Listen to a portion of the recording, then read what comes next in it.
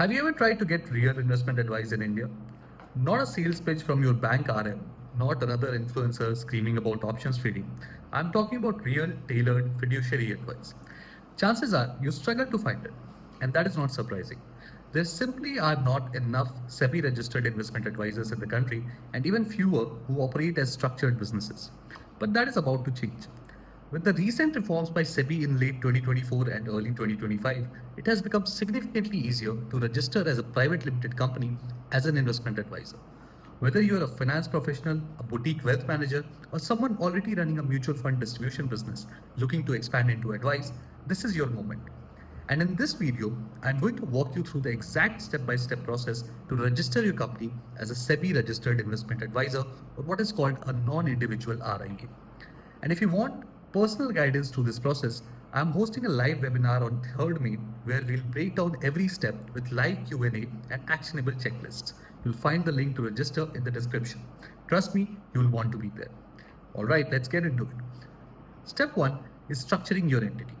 The first step is to incorporate a private limited company under the Companies Act 2013.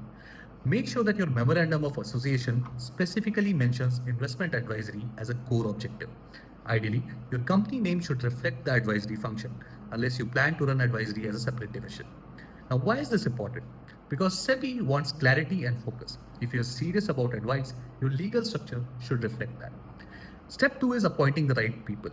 You'll need to designate two key personnel, a principal officer and a compliance officer.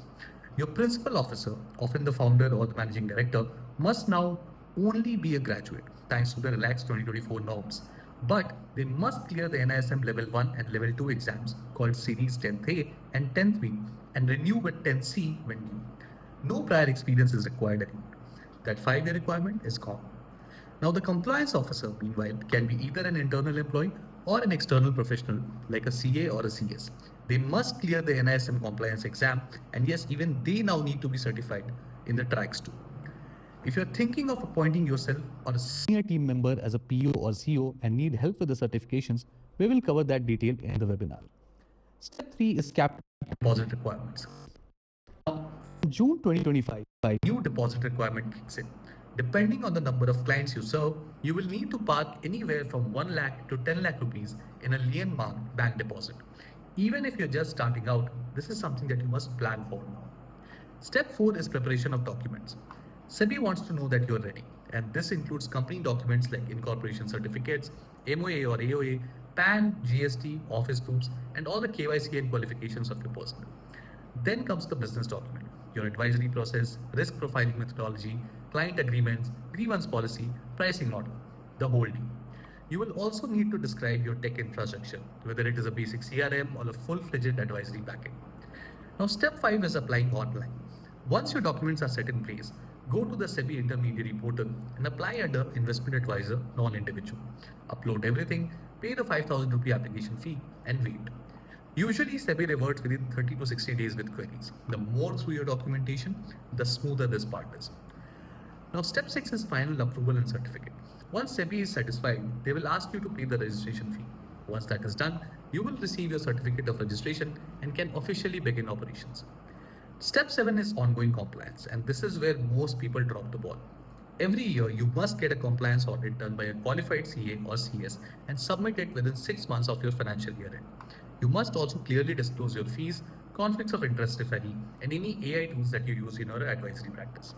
If you're also running a mutual fund distribution business, SEBI expects full segregation, separate teams, branding, websites, etc. No cross-sell and no mixing rules. If that sounds overwhelming, don't worry. We are going to cover it all in the 3rd May webinar step by step. So if you're serious about launching or scaling a compliant, trustworthy investment advisory business in India, this is your window. The RIA ecosystem is evolving fast, and if you get it now, you're not just building a business, you're positioning yourself ahead of the wave. Here's what you should do next. Register for the webinar on May 3rd. The link is in the description and seats are limited. Join our Telegram group to ask questions, share updates, and connect with other aspiring RIAs. It is an active, growing community. And subscribe to this channel for detailed walkthroughs, SEBI updates, and business tips every week.